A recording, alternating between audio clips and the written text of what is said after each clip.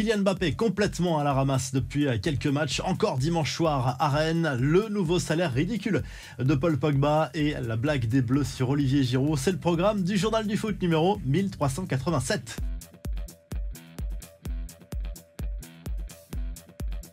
C'est le coup d'envoi d'une nouvelle trêve internationale. Les Bleus se retrouvent ce lundi à Clairefontaine pour préparer les deux prochains matchs. Le plus important, vendredi soir aux Pays-Bas, dans le cadre des éliminatoires de l'Euro 2024. Les joueurs de Didier Deschamps qui valideraient leur billet pour la compétition en cas de victoire. L'autre match, ce sera dans 8 jours face à l'Écosse à Lille, mais en amical cette fois. Sachez que le défenseur d'Arsenal, William Saliba, s'est blessé à l'orteil et a dû déclarer forfait pour ce rassemblement. Il a été remplacé par le Niçois Jean-Claire Todibo.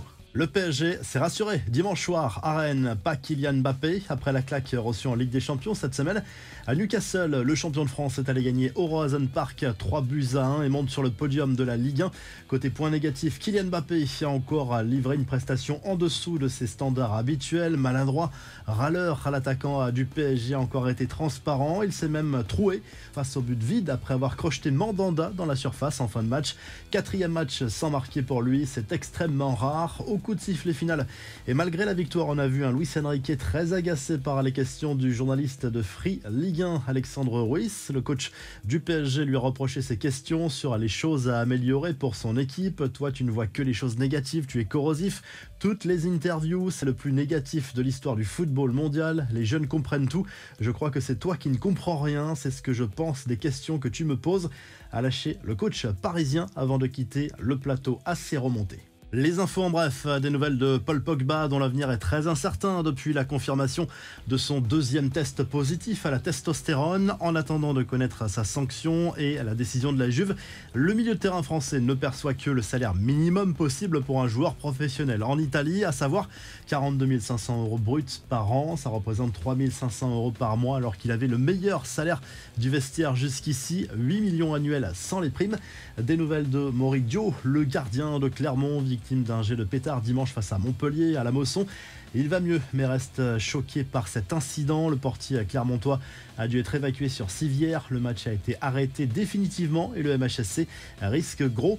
La malédiction est rompue pour Arsenal face à Manchester City. Les Gunners ont mis fin à une terrible série de 12 défaites consécutives face aux Citizens en championnat.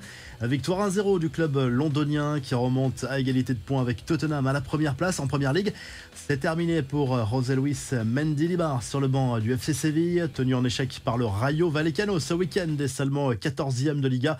Le club andalou a décidé de se séparer de son coach. Enfin, le héros du week-end se nomme Olivier Giroud du côté de l'AC Milan. Vous l'avez sans doute vu terminer la rencontre face au Genoa au poste de gardien de but après le carton rouge adressé à Mike Maignan. Le compte X des Bleus a sauté sur l'occasion pour faire une petite blague en réactualisant la dernière liste de Didier Deschamps avec cette fois le buteur milanais dans la catégorie gardien de but aux côtés de Maignan, Samba et Areola. La revue de presse, le journal L'Équipe propose plusieurs unes ce lundi, dont celle-ci consacrée à la victoire de l'Olympique de Marseille face au Havre, 3-0 au Vélodrome dimanche dans le cadre de la 8e journée de Ligue 1. Ismaël Assar et Pierre-Emerick Aubameyang ont marqué, notamment pour l'OM. Première victoire depuis fin août pour les Olympiens qui reprennent un petit peu de confiance et qui retrouvent un peu le sourire. Première victoire aussi pour Gennaro Gattuso sur le banc marseillais. Du côté de l'Espagne, le Mundo Deportivo revient sur le match nul décevant du FC Barcelone sur la pelouse de Grenade dimanche en Liga. Score final 2 buts partout et encore les Blaugrana s'en sortent plutôt bien. Ils ont été menés 2 fois au score dans cette rencontre et ils ont égalisé en toute fin de match. Colère de Xavi en conférence de presse. Le Barça qui est 3e derrière le Real Madrid et Gérone. Et du côté de l'Italie, la Gazette dello Sport revient sur les résultats du week-end en Serie A. C'est l'AC Milan qui a repris les commandes du championnat italien après une victoire sur la pelouse du Genoa et les deux clubs romains ont gagné respectivement face à l'Atalanta et sur la pelouse de Cagliari. Défaite en revanche inquiétante pour le Napoli 3-1 face à la Fiorentina. Ça sent pas bon pour Rudy Garcia. Si le journal du foot vous a plu, n'oubliez pas de liker et de vous abonner et on se retrouve très rapidement pour un nouveau journal du foot.